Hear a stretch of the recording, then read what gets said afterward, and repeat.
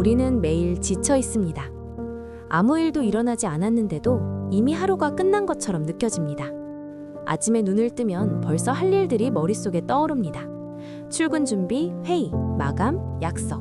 아직 시작하지도 않았는데 벌써 피곤합니다.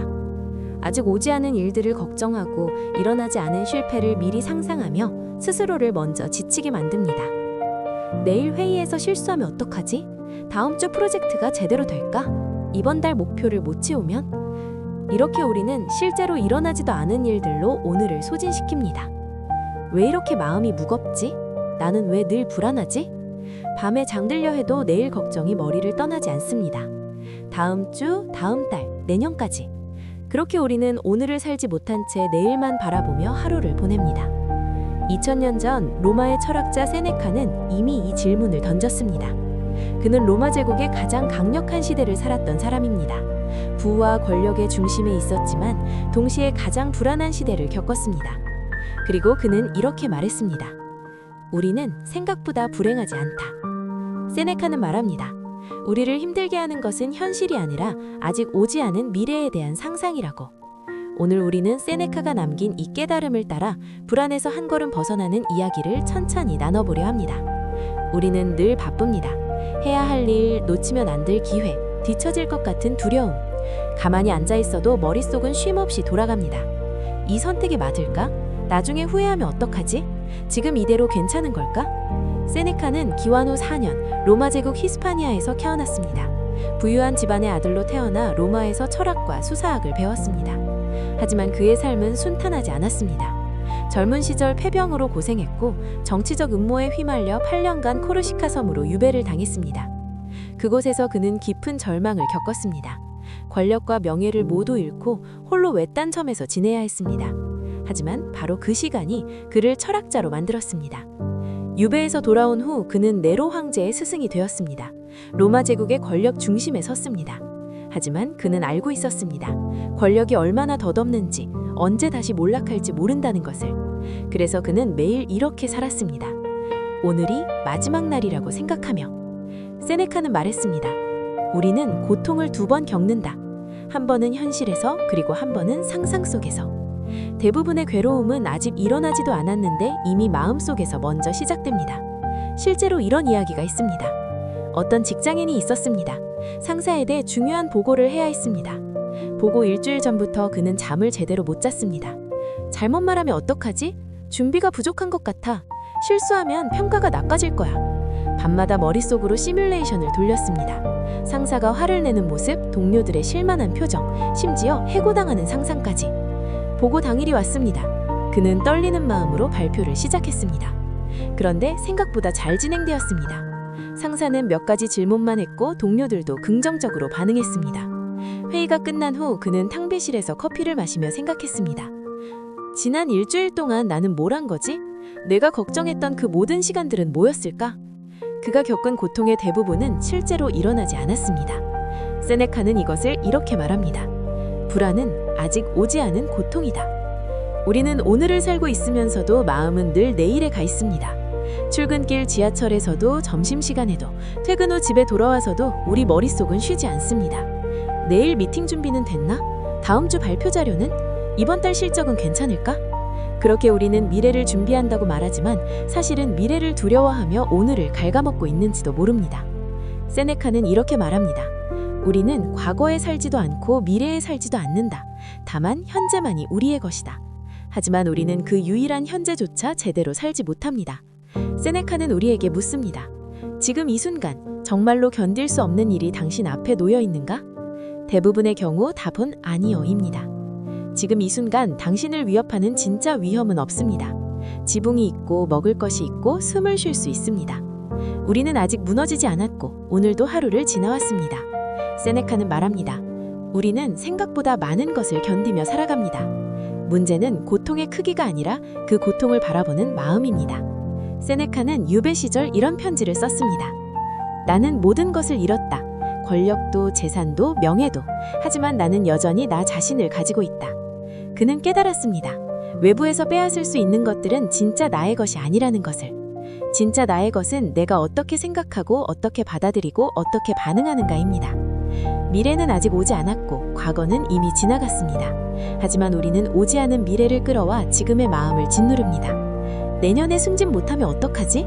5년 후에 이 일을 하고 있으면? 나이 들어서 혼자 남으면? 이런 생각들은 지금 이 순간과는 아무 상관이 없습니다.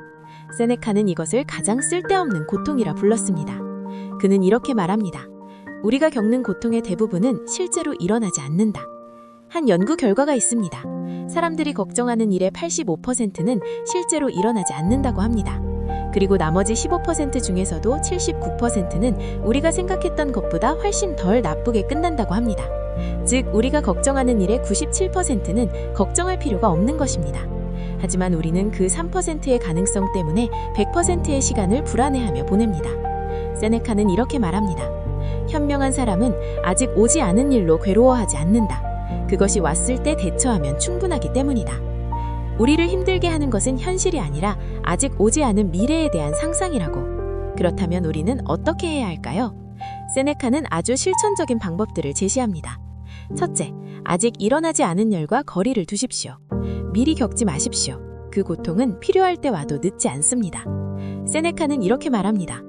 오늘의 고통만으로도 충분하다. 내일의 짐까지 미리 짊어지지 마라.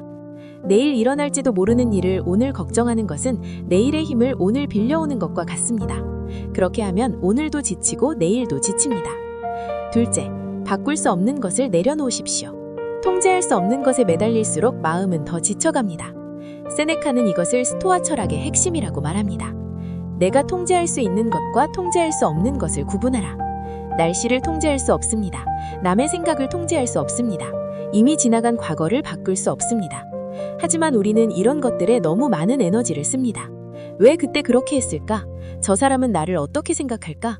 내일 날씨가 안 좋으면 어떡하지? 이런 생각들은 우리를 지치게만 할 뿐 아무것도 바꾸지 못합니다. 세네카는 말합니다. 바꿀 수 없는 것은 받아들이고 바꿀 수 있는 것에만 힘을 써라. 셋째, 오늘을 오늘로만 사십시오. 오늘 하루는 오늘만의 무게로 충분합니다. 세네카는 매일 아침 자신에게 이렇게 말했다고 합니다. 오늘이 내 인생의 마지막 날이라면 나는 무엇을 할 것인가? 이것은 우울한 질문이 아닙니다. 오히려 오늘을 소중히 여기게 하는 질문입니다. 내일이 있을 거라고 믿으면 우리는 오늘을 미루게 됩니다. 내일 하면 되지, 다음에 기회가 있겠지, 나중에 여유가 생기면. 하지만 그 내일은 영원히 오지 않을지도 모릅니다. 넷째, 감사할 것을 찾으십시오. 세네카는 이렇게 말합니다. 불행한 사람은 가진 것보다 없는 것을 세는 사람이다. 우리는 늘 부족한 것만 봅니다. 더 필요한 것, 더 갖고 싶은 것, 아직 이루지 못한 것. 하지만 잠시 멈춰서 지금 가진 것을 세어보십시오.